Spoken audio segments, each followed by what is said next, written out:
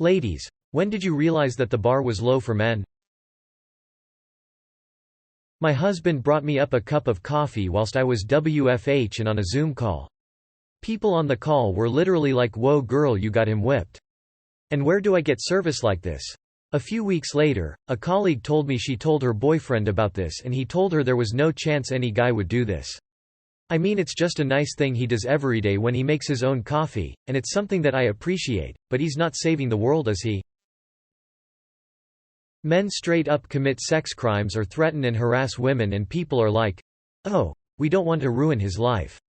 I dunno, if a guy is running around threatening to rape women, maybe he deserves to get arrested? Just a thought. I always knew things were different. But it is really pronounced when my husband and I became parents. And we both noticed. If he takes my kiddo anywhere, people will come up and shower him in compliments. If I take my kiddo anywhere, I get more advice, criticism or side glances than compliments if I'm noticed at all. Like, we praise the bare minimum for men, but then criticize women unless they are absolutely perfect, and even then. I was on a second date with a guy and I let him know I won't be sleeping with him and that I want something serious. He still told me he'd be walking me home. When we got to my place I let him in, silly I know, but I trusted him, and as he was leaving my apartment, he saw I had this thingy that needed installing. He immediately said he can take care of it for me if I wanted to, and I remember just being on shock and couldn't speak. I wasn't ready for a guy to be nice without the promise of sex.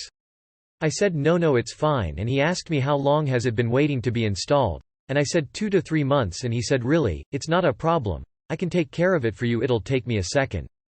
TBH, I was flabbergasted that he kept being so nice and respectful.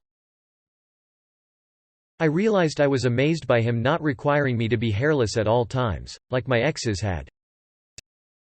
If he can't appreciate the way my long blonde leg hairs literally sparkle in the sunlight like a Twilight vampire, he can get fucked and it won't be by me. After realizing how many men think that arrested development, learned helplessness, and weaponized incompetence are cute quirks, i.e. men endearingly calling themselves idiots whenever they make blunders in relationships, blunders that probably wouldn't happen if they exercised the slightest bit of forethought, empathy, feel like the bar's gotta be pretty low if we're holding men to the same standard as literal children. Or more accurately, they're holding themselves to that standard and we're expected to follow suit. At the beginning of the relationship with my partner, he would initiate things like cooking dinner and cleaning up afterwards. I profusely thanked him for being so thoughtful, and he was shocked that it was such a big deal to me when in his eyes, he was just doing things that needed to be done. That's when I realized what a low bar I had been holding for me too. When I thought about my standards that are pretty basic, and I still could barely find anyone I was interested in because most men can't even live up to the most basic requirements. Having a sense of style beyond jeans and a hoodie? Having a goal for their career future? Working out in some form? Not acting like an 18-year-old frat boy? Being emotionally competent? Not being unreachable for hours on end?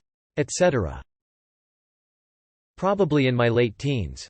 By my early 20s, since I lived in a conservative area and did not feel comfortable outing myself to most people, I had come up with a way to avoid being set up on dates. I had a set of rules. No smokers, I have asthma. No alcoholics. No drug addicts. No prison time. Must be either pursuing education or have a job, and have access to a car regularly, rural town, no public transit, and I got real fucking tired of being a chauffeur.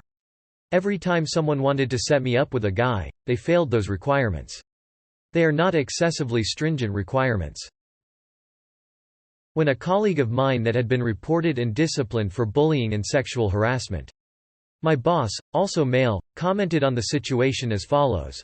I feel sorry for him because it can't be fun for him that the women here don't want to work with him.